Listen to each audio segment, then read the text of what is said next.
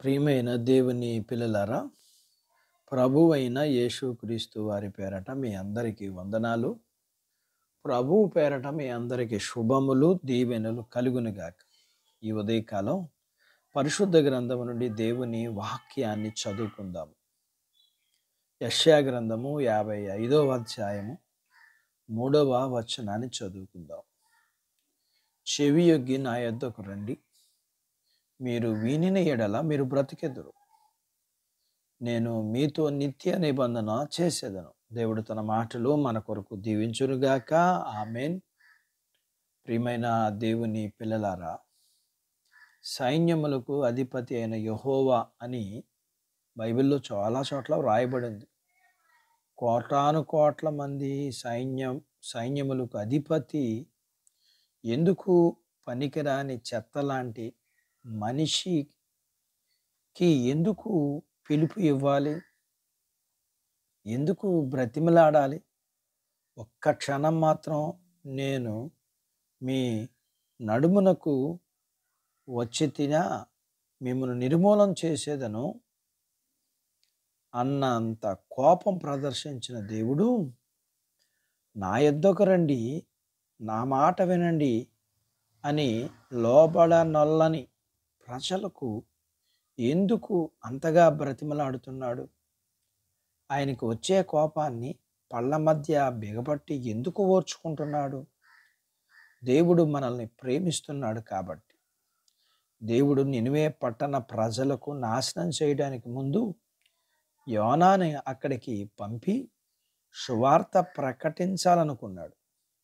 నినివే పట్టణస్థులు దుర్మార్గతను బట్టి వారిని నాశనం అవ్వాలని కోరుకున్న యోనా తర్షీషుకు పారిపోవాలనుకున్నాడు.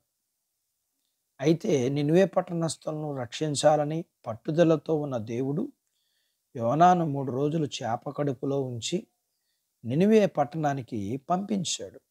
యోనా సువార్త ప్రకటించిన తర్వాత వారు దేవునికి విధేయులై రక్షింపబడ్డారు. దేవుడు మనిషిలా ఆలోచించడు. చెడ్డవారు నాశనం అవ్వాలని మనుషులు కోరుకుంటారు, కానీ వారు మారు మనసు పొంది రక్షింపబడాలని దేవుడు కోరుకుంటాడు. అందుకే దేవుడు మనుషుల వారి దుర్మార్గత నుండి మరలి రావడానికి చాలా సమయం ఇస్తాడు. ఒక క్షణంలో దేవుడు మనుషులను నాశనం చేయగలవాడు. తను నియంత్రించుకుని ఆ కోపాన్ని ప్రేమగా మార్చుకుంటాడు. మారడానికి దేవుడు మనకిచ్చే సమయాన్ని బట్టి మనమేదో నీతిమంతులమని భావిస్తాం.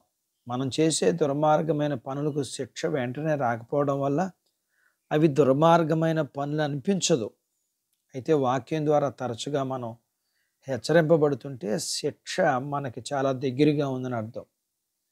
మన పొరుగు వారికి శిక్ష విడిపబడి వారు నాశనమైనప్పుడు దాన్ని మనం హెచ్చరికగా తీసుకుని మన జీవితాన్ని మార్చుకోవాలి.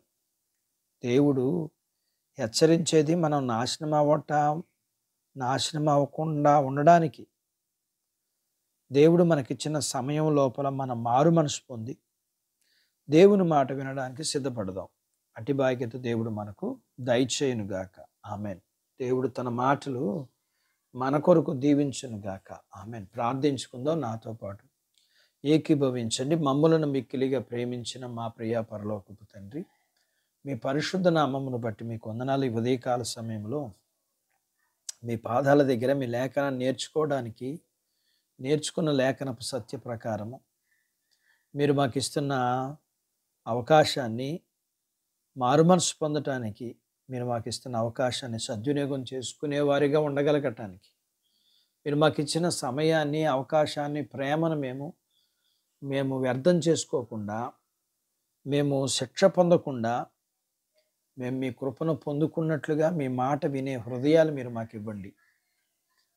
మీ పిల్లలను దీవించండి. చిన్న బిడ్డలను, యవనస్తులను, వృద్ధులను, స్త్రీలను, పురుషులను దీవించండి. వారి చదువుల్లో, ఆరోగ్యాలు, ఉద్యోగాల్లో, మరి ప్రమోషన్స్లో, ఉద్యోగ ప్రయత్నాల్లో ఉద్యోగాలు విజయాన్ని ఇవ్వండి. చేతి పనులు, వ్యాపారాలు, పొలాలు, పశువులను దీవించండి. వివాహాలు కాని వారికి అవ్వటానికి, గర్భఫలములు లేని వారికి ఇమ్మని, గర్భం కలిగిన వారికి సుఖమైన ప్రసూతి ఇమ్మని, ప్రసూతి అనే తల్లి పిల్లలకు ఆరోగ్యాలు ఇమ్మని, మీ పిల్లల అవసరాలు, సమస్యలు, బలహీనత, రుణాలు తీర్చమని యేసు ప్రభు వారి పేరట స్తుతించి ప్రార్థించి అడిగినవన్నీ పొందుకుని ఉన్నాము తండ్రి. ఆమెన్. దేవుడు మిమ్మల్ని దీవించును గాక. ఆమెన్.